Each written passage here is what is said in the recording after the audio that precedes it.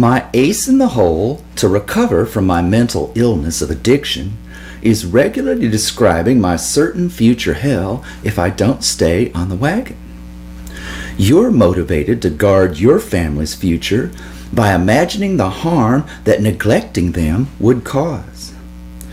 Let's promote our fight or flight programming, the only instinct more powerful than the tyrant's conquer and horrid drives. Hopefully my role as Chicken Little, squawking and balking, "The sky is falling!" will light at least a little fire under your tushy. So let's summarize your inaction's world nightmare. Nuclear weapons continue to spread to dozens more nations, now capable of building bombs, only holding off temporarily until nuclear threat proceeds, as it is now, to skyrocket around them. Bombs easily made from fissile materials, less easily but still invariably stolen from growing, traveling, badly guarded world stocks, fall into the hot hands of terrorists, ever more infuriated at every developed nation coerced into joining Mideast war coalitions, fighting vicious radical rebels, ironically not yet 1/100%, the terrorists we are striving to make them in the future. ISIS gains popularity by using their sectarian oppression to spark revolt against opposite sectarian aggression. The real power and menace of militias like ISIS comes from their massive supply of small and heavy armaments, in this case culled and captured from an area inundated with American weapons, many formerly and currently used against the sect with grievances now inflamed by these opportunities.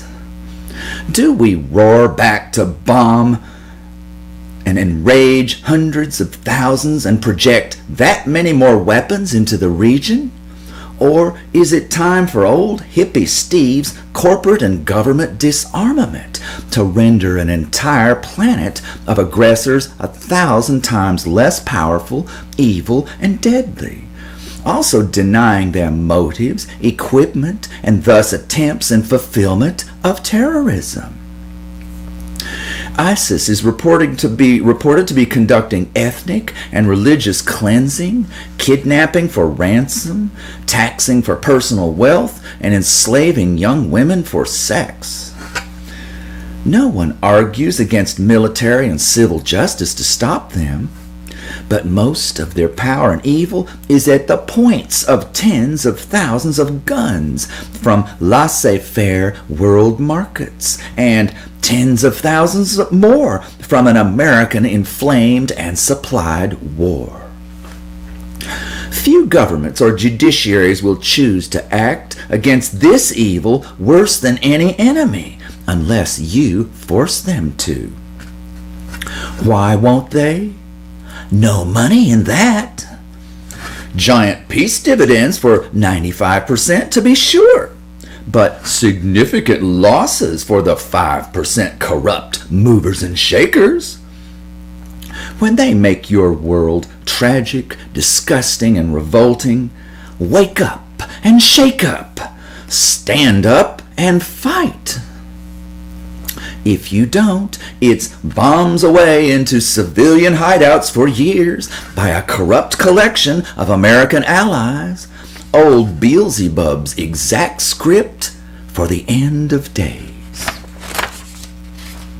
Then, soon enough, an explosion of new terrorists truck nuclear bombs into coalition capitals. Even before Obama's new ISIS war, experts expected world weapon of mass destruction attacks on Western capitals within a decade or two at the most, bringing world economic depression, wild new wars, and helpless succumbing to environmental and resource crises we'd otherwise have 1,000 times more real chances to deal with. But the greater threat is international nuclear wars. Israel versus Iran, India versus Pakistan, North Korea versus South Korea, Japan versus China, and another half-dozen hate rivalries. Even the smallest nuclear war will utterly ruin the world economy for your next generations.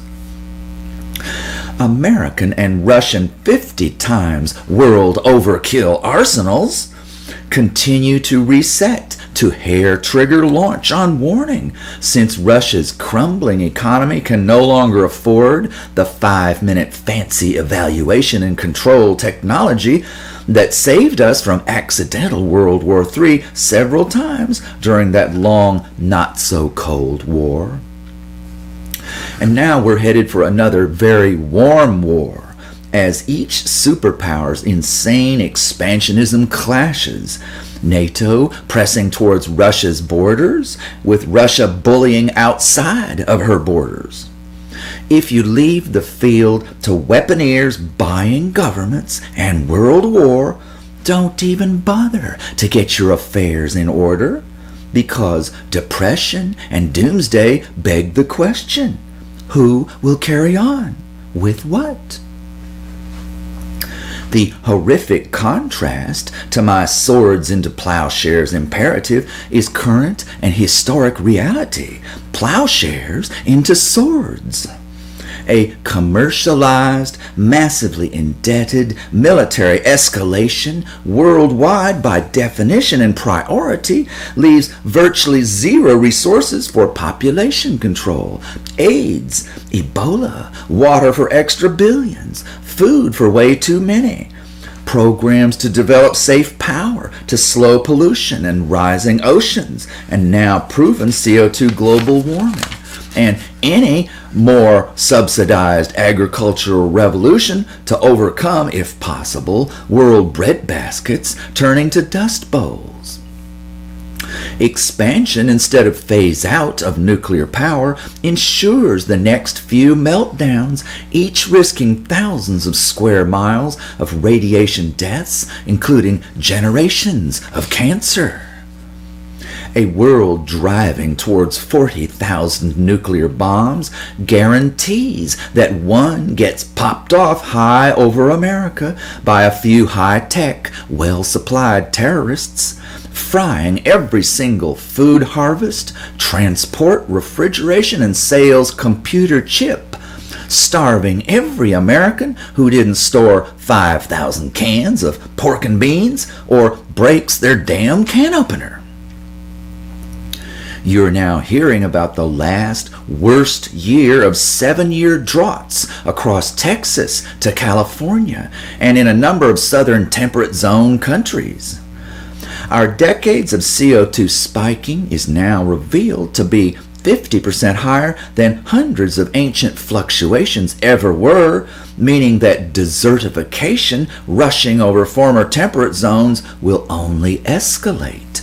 Just as our last 12 months of CO2 increase was the largest of all history and prehistory.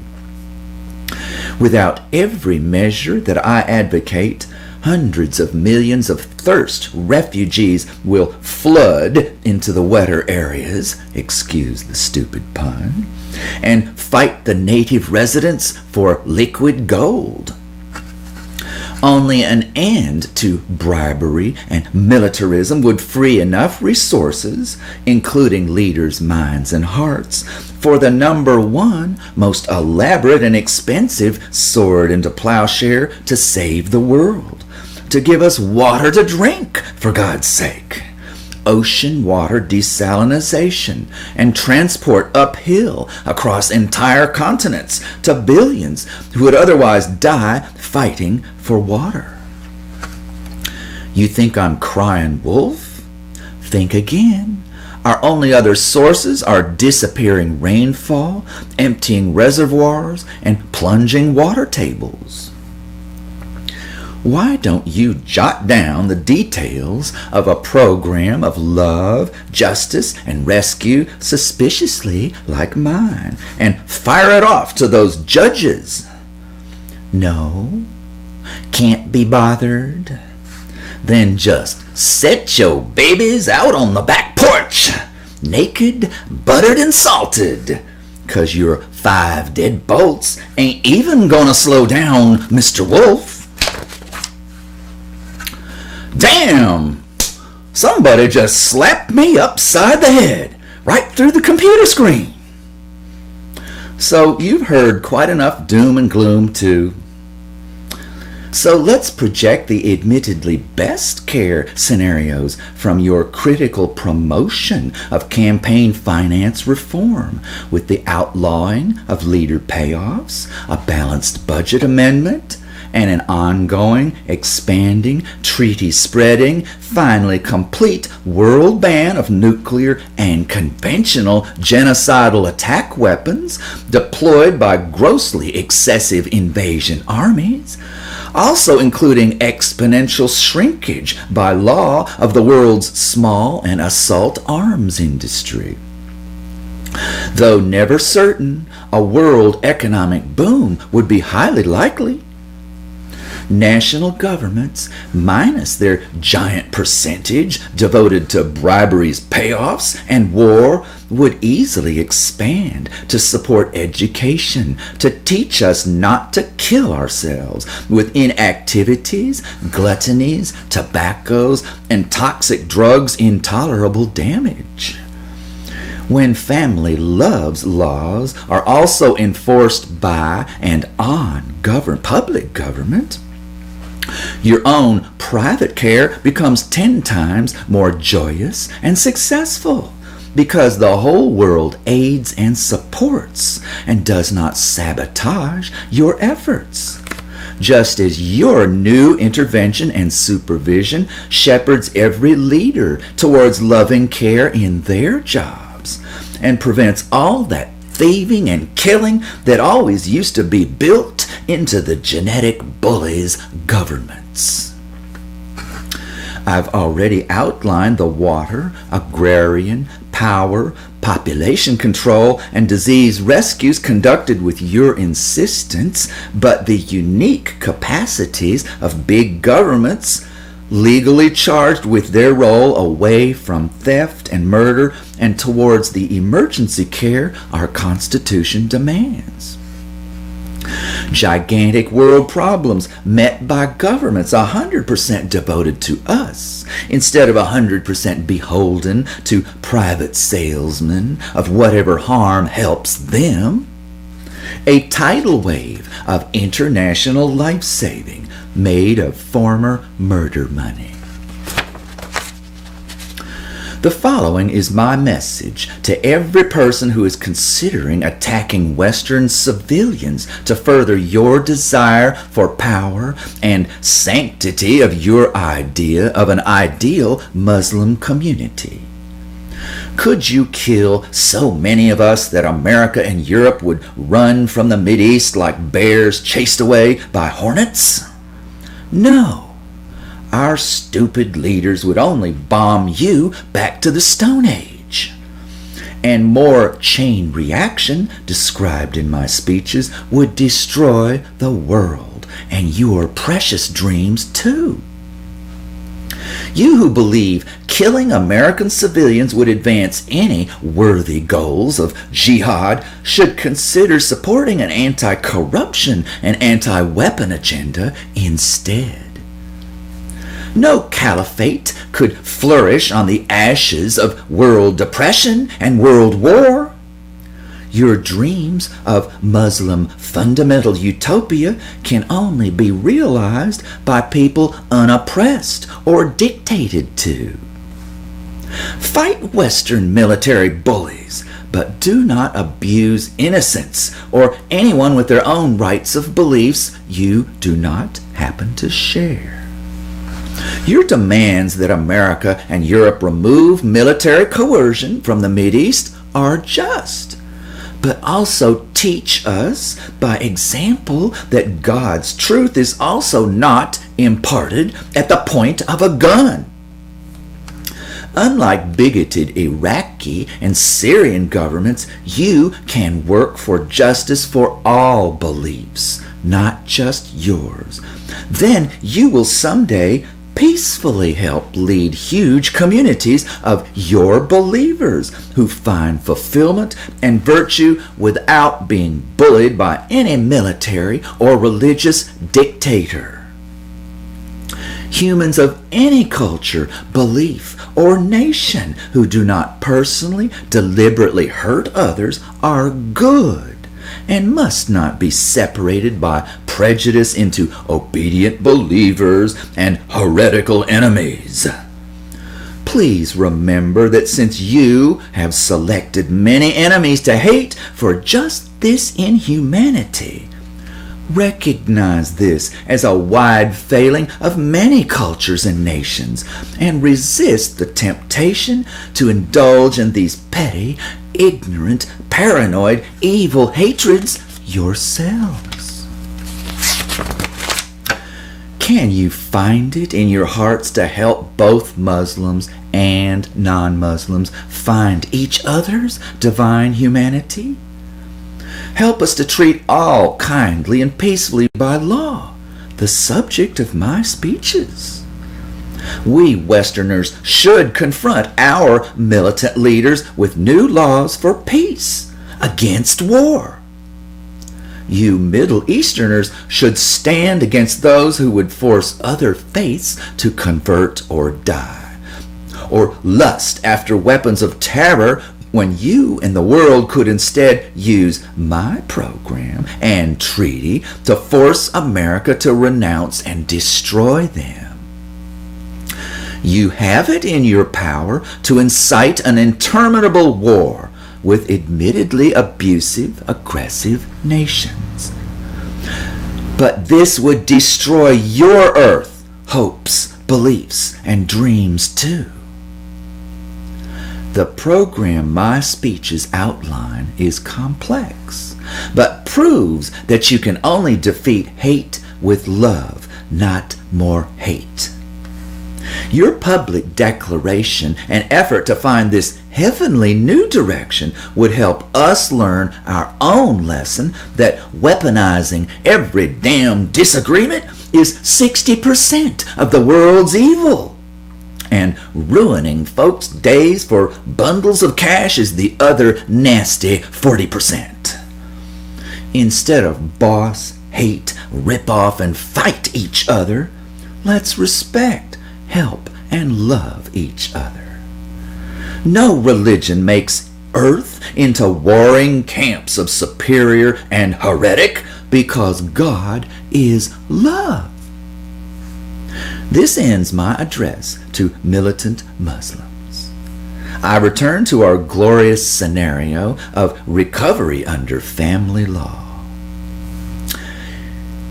Even well into a treaty's success with justice and disarmament, it's still touch and go for decades to a century with these other crises, but more and more survive and thrive, including, I expect, your happy family. No longer allowed is the nightmare planet ever built by the businessman's government and armies, so they cannot finish the last couple of decades descending us to such a living, dying horror that survivors would only exist to bemoan their failure to fight when they could have won, and to pray for death. God may lead believers and saints to heaven, but he has no almighty benevolent power over the hell or heaven we can choose and control ourselves right here on earth. However, turning our human experiment from nightmare to nirvana is 100% impossible without rapidly diffusing another explosive, the population bomb. The crisis rising to Holocaust as rapid, certain, and nearly as lethal as the nuclear death race. Homo sapiens has undergone the most sudden, abnormal, giant, unsustainable population explosion of Earth's 2 billion year life history. In 1900, we were an ideal 1.5 billion people. Fossil-fueled high-tech agriculture and industry plus miracle medicine have added another 6 billion, spiking insulating atmosphere CO2 to a 3 million year record. In the next few decades, inevitably adding 2 degrees Fahrenheit to global temperature. Without adequate family planning, several more degrees will be added in our century's last half, each degree's rise slashing another 10% from crop yields. No expert foresees another green revolution for parched farmland. Every crisis I've noted, hunger already crushing a large percentage of the world, thirst, unemployment, and a high percentage of warfare, will continue to explode as ironclad direct effects of our preventable tragedy of grossly excessive beyond Earth's capacity, cancerous human multiplication. One stretch of North Africa holding 25 million across verdant savanna and forest in 1950 now teems with 115 million people, trees, grasses, and rainfall virtually gone, starvation, disease, unemployment, and war all rampant. Nation after South American and Central American nation tripled in 30 years, now bursting with 15 and 20 million people cities, mostly hellish slums full of garbage, gangs, and guns. We've discussed the permanent droughts racing across the world's former temperate zones, the final crisis being skyrocketing numbers sucking the last of plunging reservoirs. Without organized, earth-wide birth control, disease, hunger, thirst, and war deaths will exponentially explode beyond real present-day onset to nature's cruel answering holocaust of billions. A number of nations have proven how to control their populations and minimize the spread of AIDS at the same time. They made all forms of birth control universally available with simple, comprehensive public education accompanying. Cultures favoring child brides were persuaded to delay this practice for a few years. Women were encouraged and assisted to complete their education for new goals in life beyond cranking out kitties. Women using oral contraceptives cut their risk of both uterine and ovarian cancer by 50%. Planet-wide birth control, primarily universal provision of condoms, would cost all of $7 billion a year. Of course, America can't afford to help after spending $7 billion a month fighting our multiple Mideast wars. That desperate $50 trillion, likely hopeless crisis crash program I suggested, dikes and relocation for coastal cities, unlikely new farming miracles, massive new solar power, and the world ocean desalinization and continental delivery are actually only the dying chance imperatives of blind, stupid failure to stop the population explosion. Allowing birth rate to increase by 1/2 child per family balloons Earth to 15 billions, up to 14, to then probably die fast and horribly. But trim each family's production by 1/2 a birth apiece, and we'll smoothly ease back to a manageable 6 billion. So let's add solid birth control to our in-bed and out family love program built into our leaders' laws and international treaties. A cute slogan for public education could be, use a condom, you will learn. No deposit, no return. Then automation and increased production, ample employment with more leisure time, peace, prosperity, and emotional and spiritual happiness will abound across our truly wise, just, kind, loving, million-year civilization. The lesson of the explosive 20th century, reform government and public health or die. We can no longer survive the war business or baby business as usual. For 2 million years, the great actor and decider was you, female or male, family lover and leader, as you guided young children and or aging parents. Then for 10,000 years, confused, corrupt, male, laissez-faire, techno-commercial warriors took over. Now you will either take back our world without another minute of fatal delay, or just close your eyes, drop your hands, freeze your heart, ignore your intelligence and conscience, and since hearing me, knowingly let your loved ones and all human kindred spirits suffer and die. But let's not part angry. So will you at least agree to consider that loving big is a lot more fascinating and fun than sticking your head in the sand? What is one way we can communicate and conspire together, not a diffuse dozen misconnected mediums? You, too, make a How to Save the World YouTube video. Your contribution to good law progress. Contact with one across a border to start on a treaty. Your book report about a helpful author and how to get the book. Your courtroom argument to end bribery and the public campaign finance law to replace it. Your list of your country's judges, legislators, and executives, adding their addresses, phones, emails to your typed introduction or some other link. Let's have a 200-nation competition to see who's actually crashing courtrooms with our own constitutional suits and lawyers. Write and deliver arguments and legislation to fund national birth control and every other needed law the compromised idiots will refuse for now. Your knowledge to answer the many research questions I posed after speech 7.